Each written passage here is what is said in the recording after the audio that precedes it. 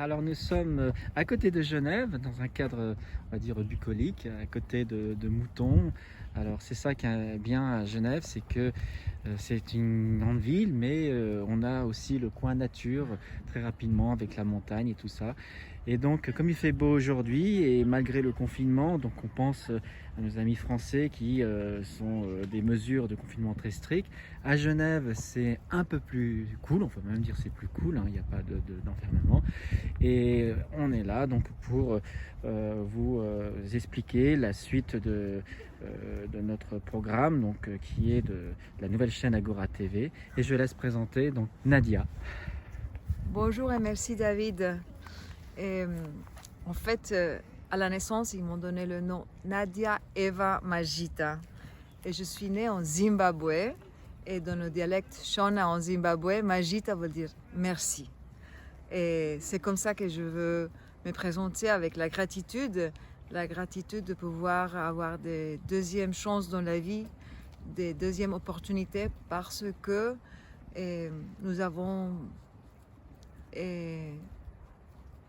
eu un héritage que peut-être c'est pas dans la bonne direction. C'est pas que nos parents ils ont fait des mauvais travail, sûrement tout le monde fait de mieux qu'ils peuvent, mais c'est à nous maintenant de voir et nous demander quel monde c'est laquelle qu'on est en train de vivre, de construire, et c'est quel héritage que nous avons envie de laisser à nos enfants et à nos petits-enfants. Et la grande chance que nous avons, c'est qu'à l'époque d'aujourd'hui, nous avons vraiment des opportunités infinies de choisir de contenu à regarder. En fait, il y a longtemps, je travaillais dans les médias italiennes et il y avait quelque chose dans moi qui me disait on pourrait faire de mieux. Et donc je quittais et je continue à faire ma vie, je fais mes 2 enfants.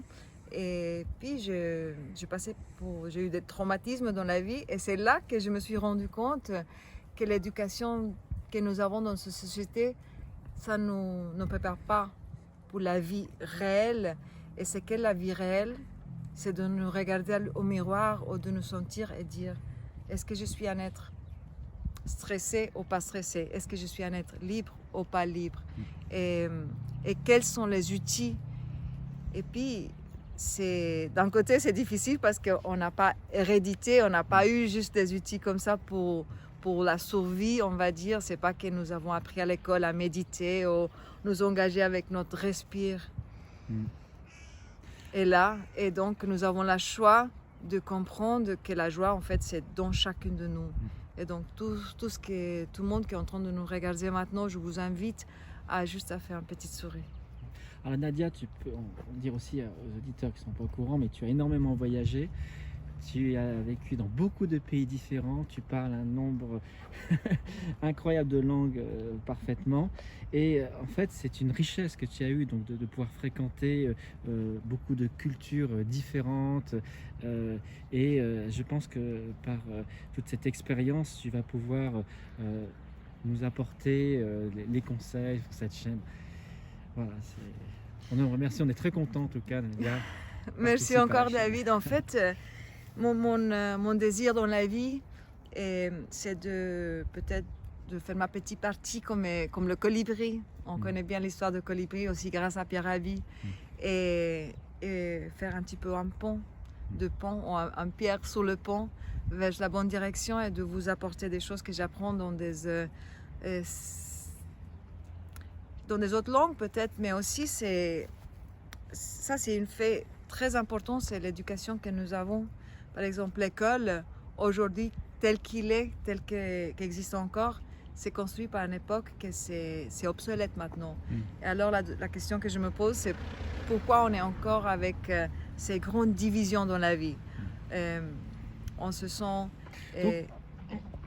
Mon idée, c'est qu'on arrive à la fin d'une époque, mais c'est pas la fin du monde. C'est-à-dire qu'aujourd'hui, on a cette chance de pouvoir tout reconstruire. Comme dit Churchill, voilà. c'est la fin de début. Beaucoup de gens voient comme une catastrophe, qu'on ne va plus pouvoir faire comme avant. Mais est-ce que c'est si mal? Est-ce qu'avant, c'était vraiment le monde parfait? Donc aujourd'hui, on est là pour réinventer des nouvelles solutions et on peut très bien vivre autrement et on va même mieux pouvoir vivre. Et ce ne sera pas facile hein, de changer, hein. Les gens n'aiment pas changer, mais on est forcé. Et là, on est dans une période où peut-être que les gens ont la possibilité de pouvoir contrôler, pouvoir dire aussi le mot, donc comment ils veulent changer.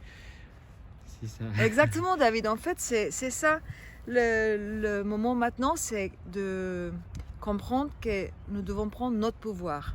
Nous devons nous réinventer. Et donc, évidemment, ça va être pas facile parce que plus nous sommes âgés, plus c'est difficile de sortir de notre zone de confort. Mais c'est aussi de comprendre que les choses qu'on a pensé avant que nous avons besoin, et la joie, ça vient dehors, ou nous avons besoin d'autant de choses, en fait, c'est pas exactement comme ça. Et j'ai compris, j'ai vu beaucoup de documentaires, par exemple, sur le minimalisme. Maintenant, je me lave les cheveux avec l'argile, par exemple.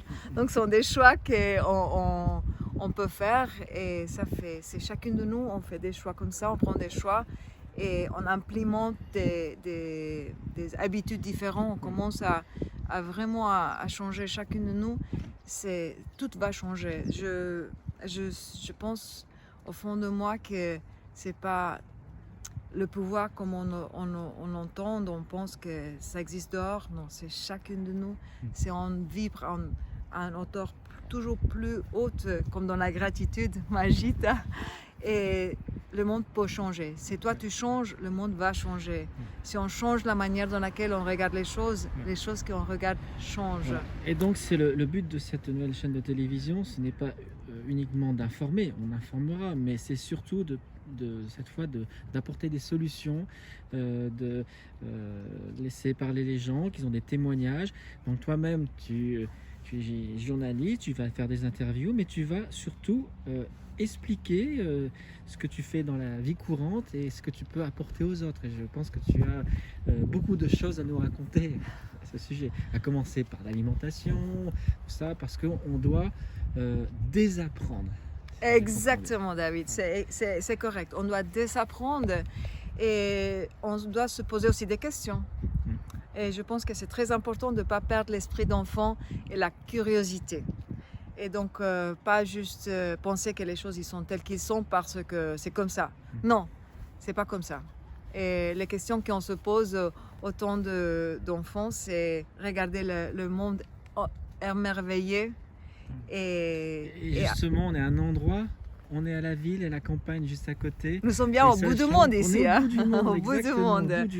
En fait, monde. il a une jeune fille pas loin de où j'habite. Il m'a partagé une petite anecdote que ça m'a touchée. Elle a dit, quand elle était toute petite, elle avait peur de venir encore une arrêt de bus parce que c'était le bout du monde. Et peut-être ça, elle avait une énorme peur. Il y avait un trou peut-être derrière. Ouais, exactement, c'est ça. La terre plate. Exactement. Et donc ça, en réfléchissant à ça, on se rend compte qu'en fait, la peur, ça n'existe pas du tout. C'est nous qui choisissons de se engager dans la peur parce que peut-être c'est une chose qu'on connaît, on a peur. Et donc, mais en fait, non. Dans le moment dans lequel on se libère des choses que nous n'avons pas besoin, on est plus tranquille. On se rend compte que nous ne sommes pas notre pensée du tout. Nous ne sommes pas notre pensée. Nous ne sommes pas notre corps non plus. Je vous le dis bien comme avoir 2 enfants, que notre corps, il a une énorme capacité de se transformer. Et aussi de réfléchir sur les choses. Par exemple, je me souviens quand on allait chez la grand-mère arrière et chaque fois il avait quelques rôtis ou de fromage ou des choses sous la table. Elle faisait de sa meilleure, ce qu'elle pensait que c'était la meilleure chose à nous offrir. Mais en fait maintenant, on se demande, est-ce que nous avons vraiment, réellement besoin de ces choses? Donc ces jours-là, je me nourris de plein de dandelions et d'ail d'ours, et on fait de pesto. Et réellement, la nature, elle nous donne tout. Et nous n'avons pas besoin de tellement de choses.